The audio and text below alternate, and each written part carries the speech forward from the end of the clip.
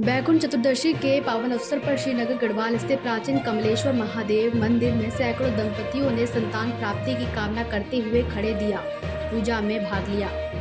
इस विशेष पूजा को स्थानीय भाषा में दियो का कौथिक भी कहा जाता है। आदिकाल से चली आ रही परंपरा के अनुसार निसंतान दंपति हाथों में जलता दीप और पूजन सामग्री लेकर पूरी रात भगवान भोलेनाथ की आराधना के लिए खड़े रहते हैं। श्रद्धा और भक्ति के इस अनूठे स्वरूप को मनोकामना पूर्ण होने का प्रतीक माना जाता है।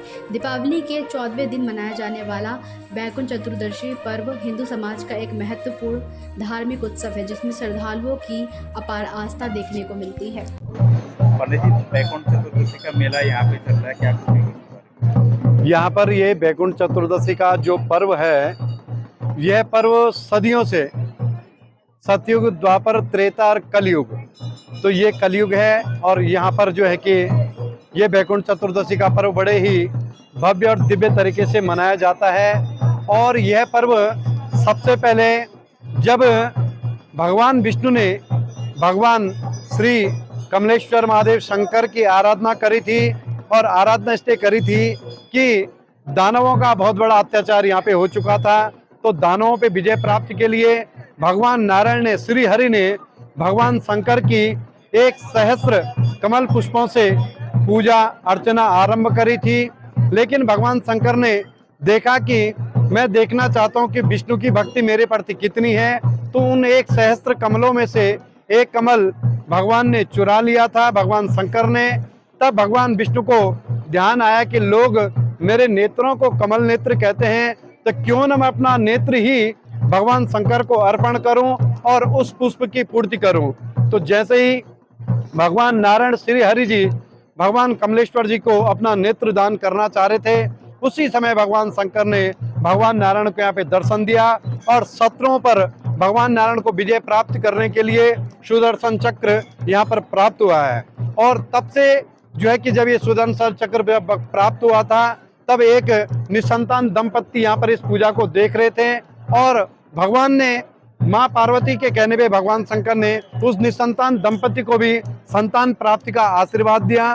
तब से ये प्रथा चली आ रही है कि जो भी निसंतान दंपति हैं वे लोग यहाँ पर आते हैं और पूरी रात भगवान कमलेश्वर महादेव जी का गुणगान करते हैं, ओम नमः शिवाय का जाप करते हैं। और भगवान कमलेश्वर महादेव की ऐसी आसीन कृपा है कि उन्हें संतान की प्राप्ति यहाँ पर निश्चित होती है। ये मैं भी काफ़ी वर्षों से यहाँ पर 15, 18, 20 वर्षों से देख रहा हूँ कि भगवान कमलेश्वर जी की इतनी बड़ी शक्ति, इतनी बड़ी अपार लीला होती है कि जो निसंतान दंपति रहते हैं उनको संतान की प्राप्ति होती है। तो मैं सभी से कहना चाहूँगा कि आप लोग भी, आपके अगल बगल में अगर कोई ऐसा परिवार होता है जिनको संतान की प्राप्ति नहीं होती है, उन लोगों के नाम आप बैकुंठ चतुर्दशी, कार्तिक मास की शुक्ल चतुर्दशी को यह पर्व हर साल होता है। और हर साल यहाँ पर दूर दूर से उत्तराखंड ही नहीं बल्कि राजस्थान, जैसलमेर, हरियाणा, गुड़गांव, पंजाब आदि आदि और विदेश से भी यहाँ पर लोग आते हैं। विदेश नाइजीरिया, थाईलैंड से और यूएसए से भी यहाँ पे लोगों ने रजिस्ट्रेशन करवाए हैं, और उनको भी भगवान की प्राप्ति हो, दर्शनों के लिए वो लोग आते हैं और संतान की प्राप्ति हुई है। तो यह बहुत बड़ा एक चमत्कारी स्थल भगवान कमलेश्वर महादेव जी का दिव्य प्रांगण है। यहाँ के जो पूज्य महंत जी हैं श्री 108 आशुतोष महाराज जी, वे प्रातःकालीन उन सभी भक्तों को, जो लोग संतान प्राप्ति के लिए आते हैं, उनको आशीर्वाद देते हैं। और निश्चित ही महादेव जी की भक्ति से इन सभी को संतान की प्राप्ति होती है। और मैं उन सभी भक्तों की मनोकामना पूर्ण हो, यह प्रार्थना बाबा कमलेश्वर महादेव जी से करता हूँ। और धन्यवाद, आप अपना उत्तराखंड, जो आपका जो अपना जिला रुद्रप्रयाग का जो चैनल है, प्रकाश रावत जी, उनका भी मैं धन्यवाद करना चाहूँगा कि आप लोग भी अपने ठेठ जो कि रुद्रप्रयाग जनपद से और यहाँ पर आए हैं बाबा कमलेश्वर महादेव जी की भक्ति के दर्शनों के दर्शन कर ले, और देख रहे आप और जन समूह मेरे पीछे की किस प्रकार से दीपदान यहाँ पे कर रहा है।